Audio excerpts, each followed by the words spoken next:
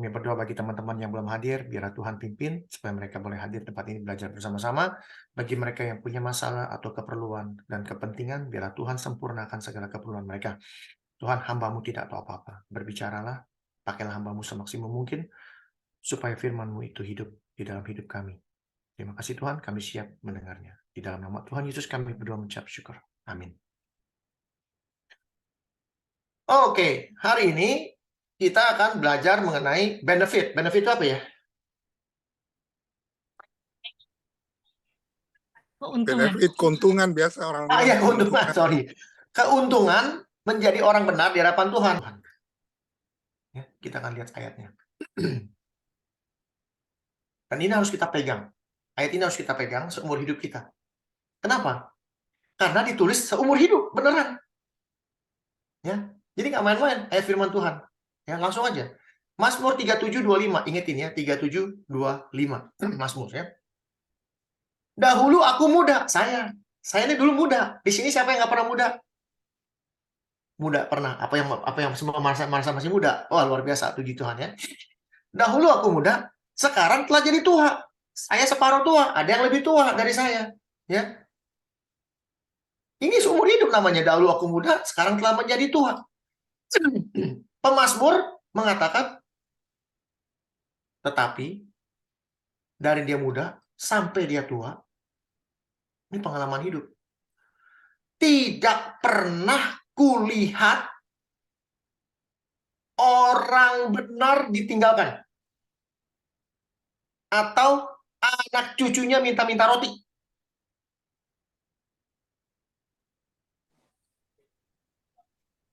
Dari dia muda sampai dia tua, nggak pernah dia melihat orang benar ditinggalkan atau anak cucunya minta roti.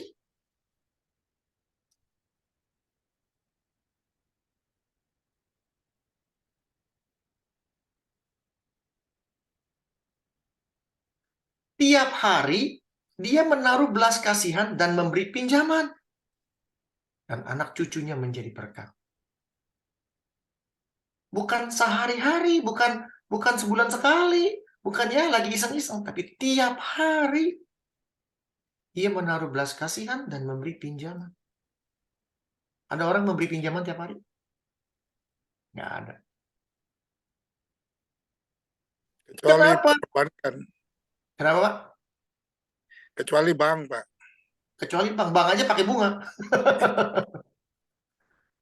Kenapa dari muda sampai dia tua, dia nggak pernah lihat orang benar ditinggalkan? Karena di atas jawabannya. Karena Tuhan menetapkan langkah-langkah orang yang hidupnya berkenan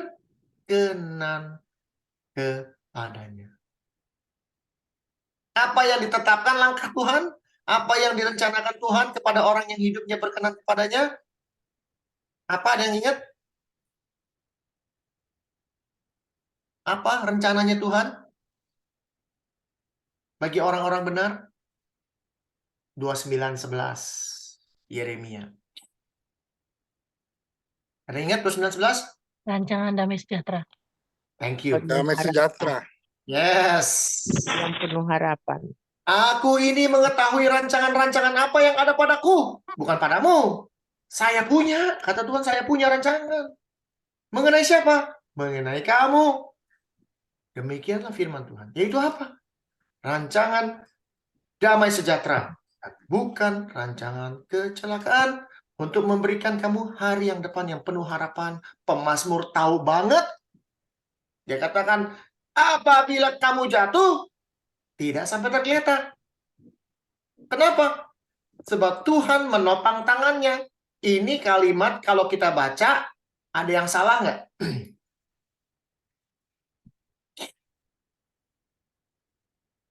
Kalau kita baca kalimat ini, ada yang salah nggak?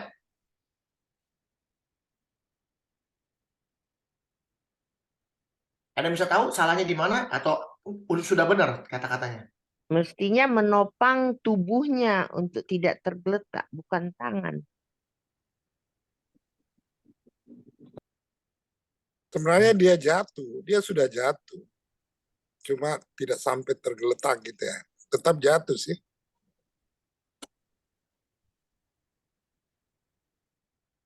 Pernah kalau yang punya anak, waktu kita jalan sama anak, kita pegang anak, itu nopang namanya.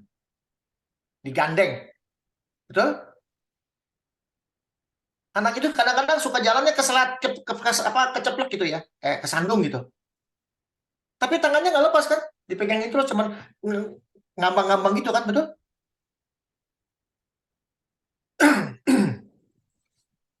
Betul? Betul.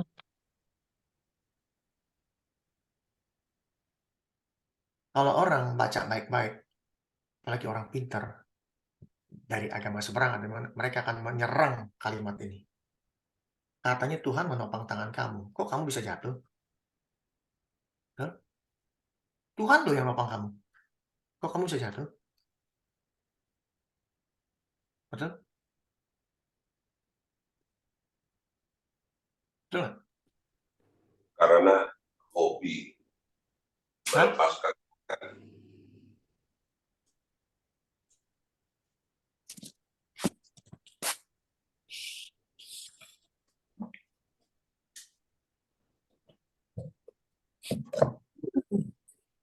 Kita lihat bahasa Inggrisnya apa. Pakai New Real.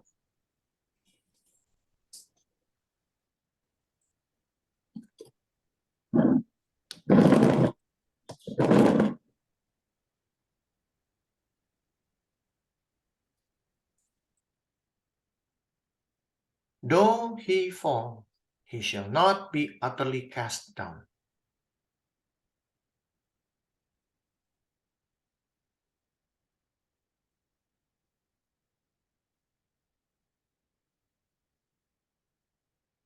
Meskipun ia jatuh, dia tidak akan dirobohkan sama sekali.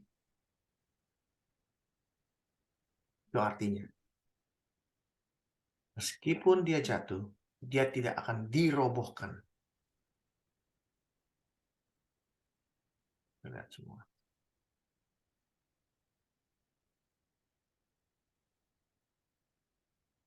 Karena Tuhan menopang dia dengan tangannya.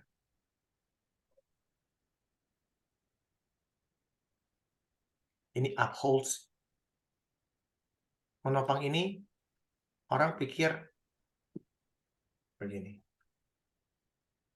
Ya. Ini tidak dirobohkan dengan tidak tergeletak, itu sama nggak?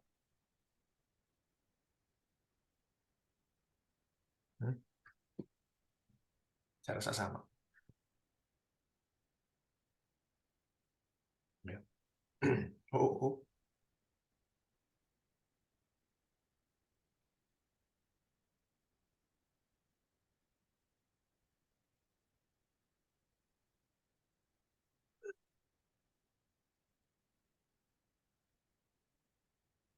Ya. Orang seberang akan menyerang kita bahwa Tuhan menopang, kok bisa jatuh. Mereka nggak pernah berpikir yang menyebabkan dia jatuh apa. Padahal nggak jatuh ini. Tersandung. Ini tersandung. Kalau orang namanya jatuh, itu pasti tergeletak. Pasti tergeletak. Tapi kalau kesandung, nggak akan tergeletak. Setuju? Setuju? Karena ada yang topang. Tapi kalau orang bacanya kepintaran, lihat tuh, masa Tuhan yang nopang kamu bisa jatuh? Ini tersandung. Apabila ia tersandung, ia tidak akan tergeletak. Artinya apa? Artinya Tuhan itu tidak akan pernah meninggalkan kita dalam hidup kita. Tidak akan pernah. Dari muda sampai kita tua nggak akan meninggalkan. Allah, ada kalaunya loh, ingat. Banyak sekali orang-orang bilang begini, bilang begitu, tapi nggak pernah kasih tahu kenapanya. Bila kita hidup berkenan di hadapannya. Ya. Keuntungan-keuntungan menjadi orang benar di hadapan Tuhan itu, aduh, kalau mau itu sih udah nggak tahu berapa banyak. Contoh aja ya, beberapa supaya cepat, nggak buang waktu. Ya. Salah satunya, anaknya tidak akan minta roti. Itu orang benar. Ya. Ingat, anak cucunya tidak akan pernah minta roti. Ya. Apalagi, Tuhan memberi kita rancangan damai sejahtera, bukan rancangan kaya raya, ya, bukan rancangan penyakitan. Banyak orang nggak ngerti kalimat rancangan damai sejahtera. Rancangan damai sejahtera itu bisa macam-macam. Tuhan, bagaimana saya bisa damai bersejahtera kalau saya nggak punya rumah? Tuhan, bagaimana kita bisa jadi damai sejahtera kalau saya nggak punya kerjaan? Tuhan, bagaimana saya punya damai sejahtera kalau keluarga saya berantakan? Tuhan, bagaimana saya bisa damai sejahtera kalau saya miskin, nggak punya apa-apa? Damai sejahtera itu benar-benar Tuhan buat semua kasih kita. Kalau sampai anak cucunya tidak minta roti, nih anak cucunya nggak minta roti, berarti bapaknya banyak banget rotinya, betul? Pak Freddy, di rumahnya makanan nggak pernah stop. Kalau Pak Freddy di dalam rumahnya makanan nggak pernah stop, apakah anaknya akan kelaparan? Nggak akan. Apakah cucunya akan kelaparan? Nggak akan. Nggak akan minta-minta. Minta roti. Minta langsung ke bapaknya. Minta langsung sama kakeknya. Kakeknya jadi, Pak Freddy jadi kakeknya. Anda di situ ada makanan. Dari mana? Dari Tuhan sendiri. Karena apa? Karena Pak Freddy hidup berkenan di hadapan Bapaknya yang di surga. Yang namanya makanan nggak habis-habis. Berkat itu tidak akan pernah habis. Bagaimana bisa mungkin anak cucu kita punya nggak akan minta roti kepada orang lain kalau kitanya miskin? Betul? Kalau kitanya nggak punya roti. Jadi kita harus mengetahui rancangan Tuhan itu apa. Dan Tuhan tidak pernah memakai kalimat duit. Dia pakai kalimat damai sejahtera. Yang di dalamnya ada duit. Ingat itu. Jangan dibalik. Rancangan itu rancangan kaya raya, bukan damai sejahtera. Ya. Untuk memberikan kepadamu hari depan yang penuh harapan. Bukan hari depan yang kaya raya, bukan. Penuh harapan. Ini harapan apa? Harapan apa? Ada yang tahu?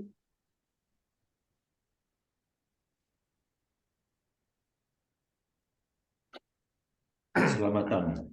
Yes. Keselamatan. Itulah pengharapan dikatakan dalam Paulus.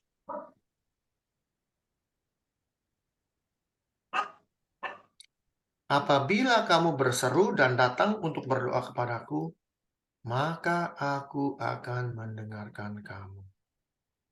Apabila kamu mencari aku, kamu akan menemukan aku.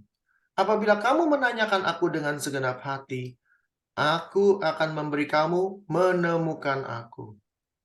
Demikian firman Tuhan. Aku akan memulihkan keadaanmu dan akan mengumpulkan kamu dari antara segala bangsa dan dari segala tempat ke mana kamu telah kucerai-beraikan. Demikian firman Tuhan. Aku akan mengembalikan kamu ke tempat dari mana aku telah membuang kamu. Jadi ngomong soal orang Israel. Ya.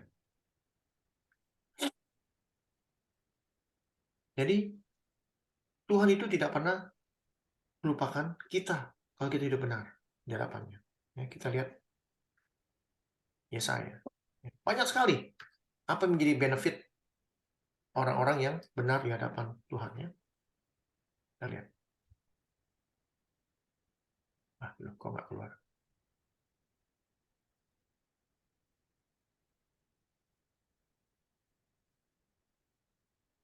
Halo. Loh, kok sabar.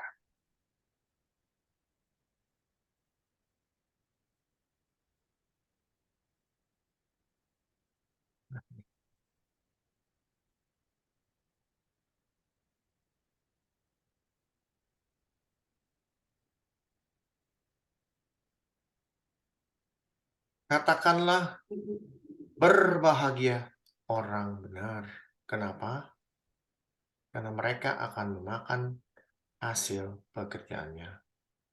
Itu benefitnya. Kalau jadi orang benar, kita akan menikmati hasil pekerjaan kita. Banyak sekali zaman sekarang orang-orang bekerja yang nikmatin orang lain. Ada? Banyak. Banyak. Tapi kalau orang benar, dia akan menikmati hasil pekerjaannya.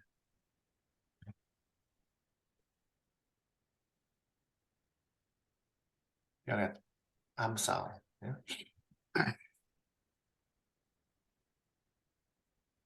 Ayat 18. Jalan orang benar itu seperti cahaya fajar yang kian bertambah terang sampai rembang tengah hari. Artinya apa? Orang benar itu cahayanya kemana-mana. Dia bisa terlihat menjadi orang yang benar. Dari mana kita tahu kalau orang bisa terlihat dia benar? Kejadian yang mencatat.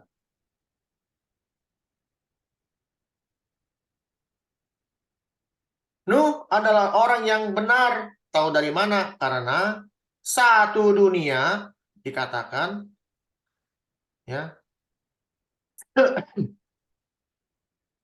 Ketika dilihat Tuhan bahwa kejahatan manusia besar di bumi, satu bumi manusianya jahat, tapi yang terlihat orang benar cuma satu, namanya Nuh. Nuh adalah seorang yang benar. Kelihatan seperti lilin di tengah kegelapan. Itu orang benar.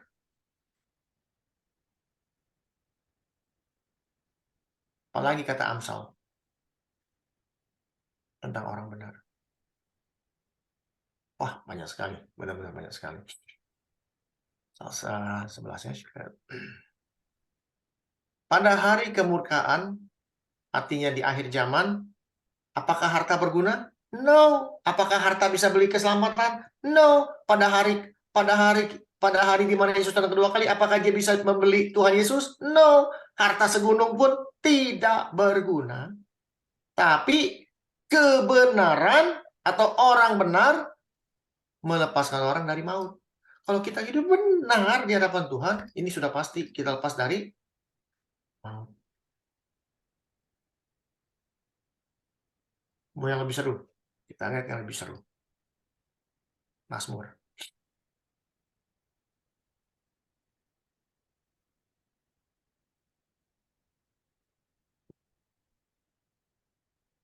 Malaikat Tuhan berkemah di sekeliling orang-orang yang takut akan Dia.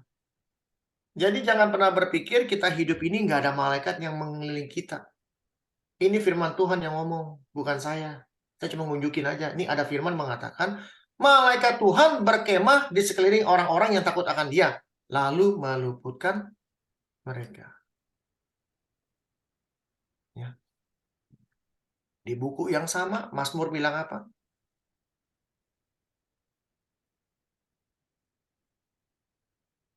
Aduh, udah mau habis nih.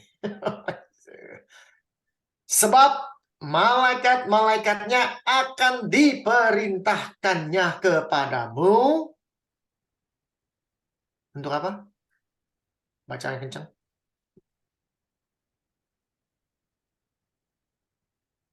Untuk apa? Menjaga engkau di segala jalan. Menjaga engkau di segala jalanmu. Enak jadi orang benar? Enak. Bisa jadi orang benar? Susah. Ya.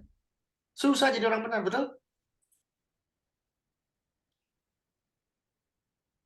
Mau tahu di akhir zaman apa yang akan Tuhan lakukan? Matius 24 akhir zaman, ngomongin soal akhir zaman ya.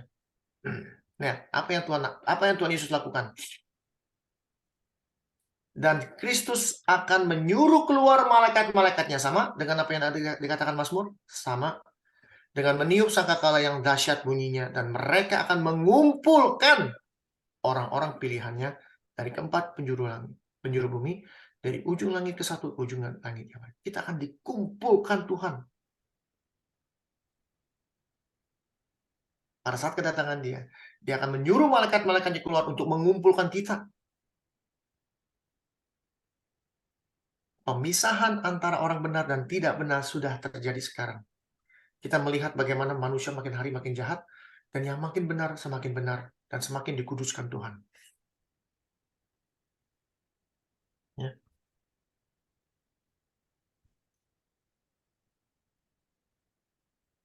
Apalagi?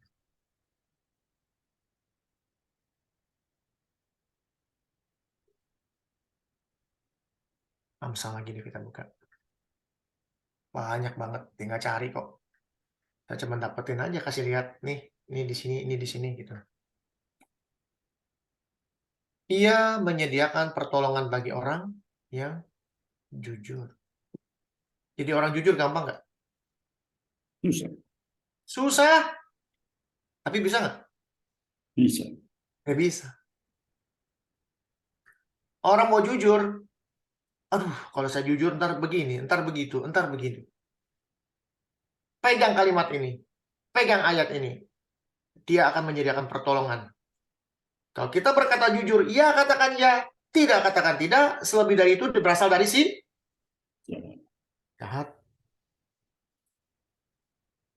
Ibu saya, dari saya kecil sampai besar gini, satu aja yang dia katakan lebih dari ribuan kali ke kuping saya. Jujur, jujur, dan jujur.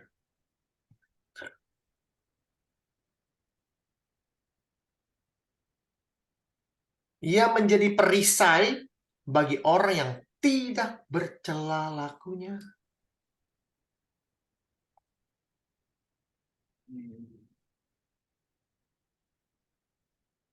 Banyak.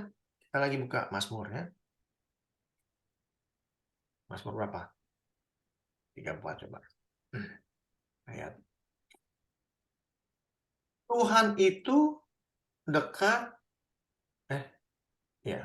Tuhan itu dekat kepada orang-orang yang patah hati. Dan ia menyelamatkan orang yang remuk jiwanya.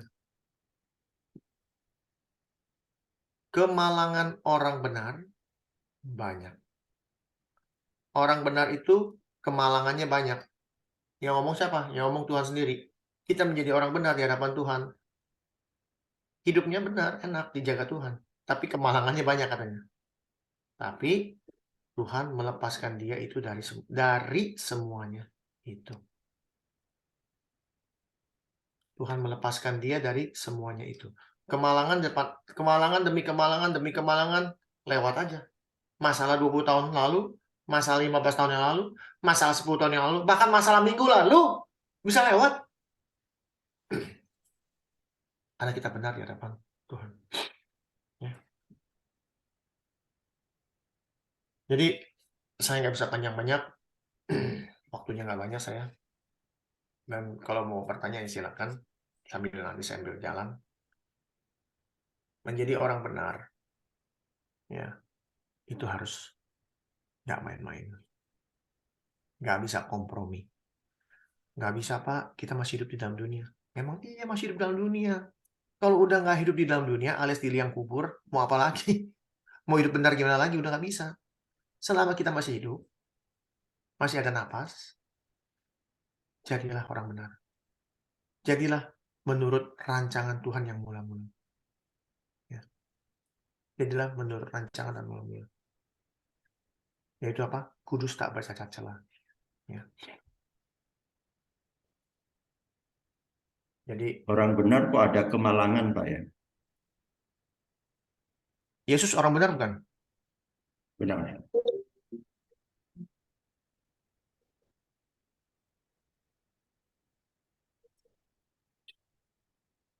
Hah? Yesus orang benar bukan Pak? Benar. Benar. Dia bukan hanya orang benar. Dialah kebenaran. Ya. Akulah kebenaran. Jalan dan hidup. Jalan kebenaran dan hidup. I am the truth, the way, and the life. Akulah kebenaran, the truth. Apa tuh? Jalan, kebenaran, dan hidup. Akulah jalan, kebenaran, dan hidup. Ya? Tapi yang di Mazmur ini, kalau dia sudah benar, kok disebut ada kemalangan, Pak. Sebelumnya kan tidak ada, Pak. Kalau orang sudah Kemalangan itu dalam kan, kemalangan itu biasanya pencobaan, Pak. oh gitu ya.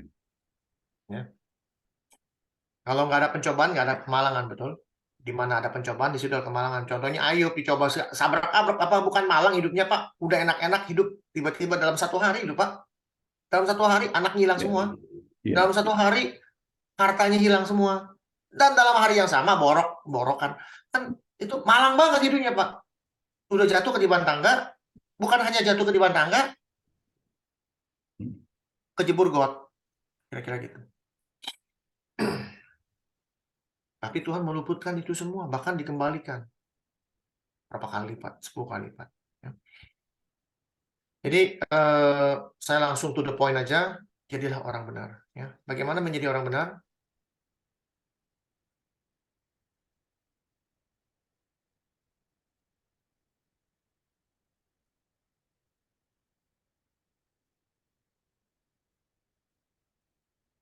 Jikalau kamu mengasihi aku, yang adalah kebenaran, akulah kebenaran. Jikalau kamu mengasihi Kristus, yang adalah kebenaran, kamu akan menuruti segala perintahku. Untuk menjadi orang benar, kita harus menuruti segala perintahnya.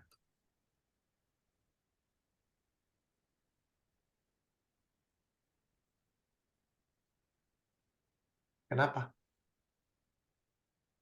Kenapa kita harus menuruti perintahnya? Ini ayat sayangan saya.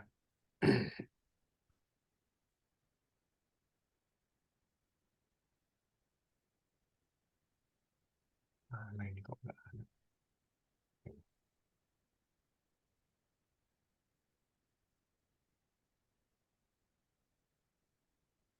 Barang siapa menuruti firman-Nya,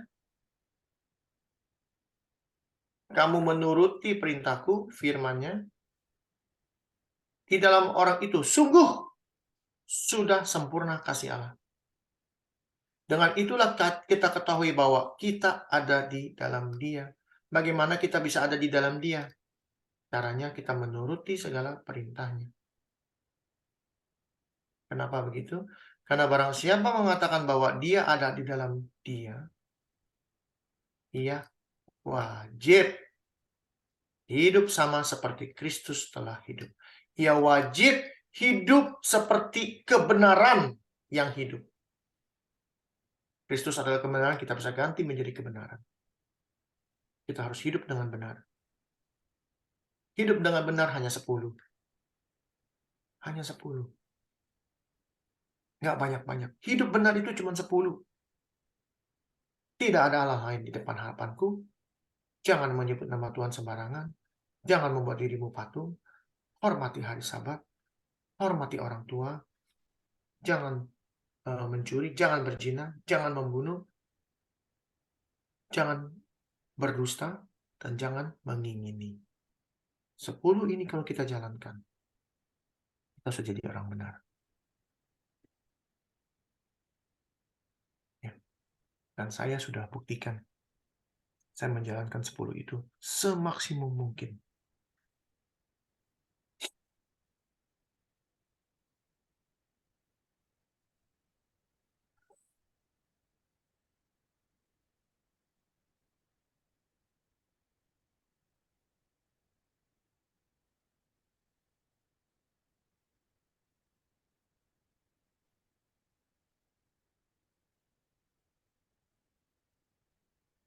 Mana tuh? 3 kali ya.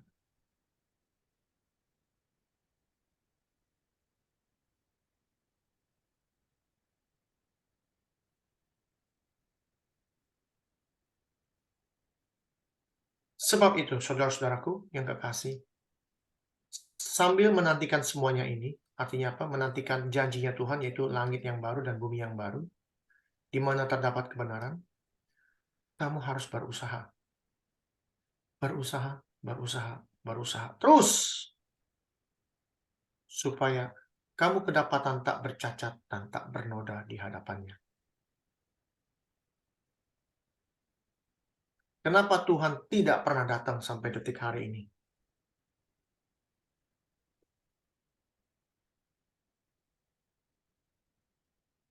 Kenapa? Kita lihat.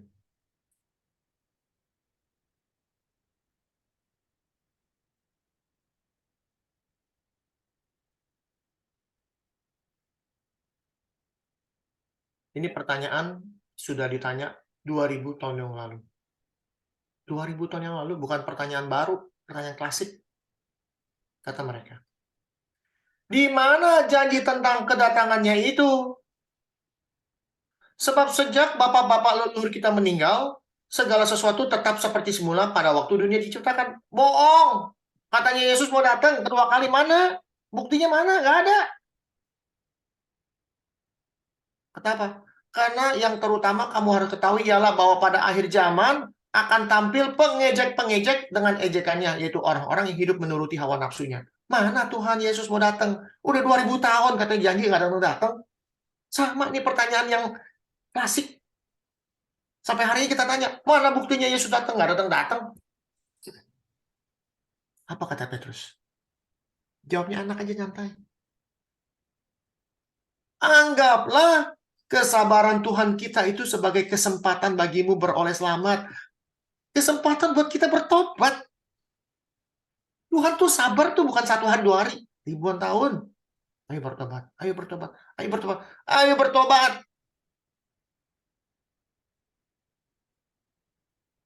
Anggaplah kesabaran Tuhan kita itu kesempatan, dianggap kesempatan. Jadi kita harus berusaha. Kalau kita sudah percaya kepada Kristus, dan kita wajib hidup seperti Kristus, kita harus berusaha supaya tidak kamu kedapatan tak bercacat dan tak bernoda di hadapannya. Bisa? Bukan bisa, harus mau. Oke? Di sini saya mengajarkan bagaimana hidup benar di hadapan Tuhan. Itu aja. Jadi saya nggak usah panjang-panjang, saya harus kabur. Sekarang saya harus kerja. Karena kunci toko ada di tangan saya. Toko belum dibuka. Oke, Tuhan memberkati. Terima kasih. Kita akan berdoa. Bapa di surga, terima kasih Tuhan atas firman Tuhan yang singkat. Biarlah Tuhan kami belajar bagaimana menjadi orang benar. Dan kami yakin dan percaya Tuhan tidak pernah meninggalkan orang benar. Walaupun dalam kehidupan sehari-hari orang benar itu selalu banyak kemalangannya. Tapi kemalangan itu bukan menjadi masalah. Karena Tuhan selalu meluputkan kami orang-orang benar. Dan kami selalu disediakan segala sesuatu yang kami perlukan. Bahkan sesuatu yang kami tidak minta pun Tuhan berikan. Ajar kami untuk berusaha hidup benar dan tak bercacat celah di hadapan-Mu. Terima kasih Tuhan. Biarlah firman-Mu Tuhan hidup di dalam hidup kami. Di dalam nama Tuhan Yesus kami berdoa mengucap syukur. Amin. Amin. Oke, Amin. silakan. Terima kasih Pak Hendrik. Yuk, Amin, sama-sama. amin. Terima kasih. Hendrik, Tuhan Yesus memberkati ya. Nah, siap, thank you. Saya ganti handphone. Silakan. Ada yang mau menambahkan, silakan. Ada yang mau mencaci maki, jangan. Tapi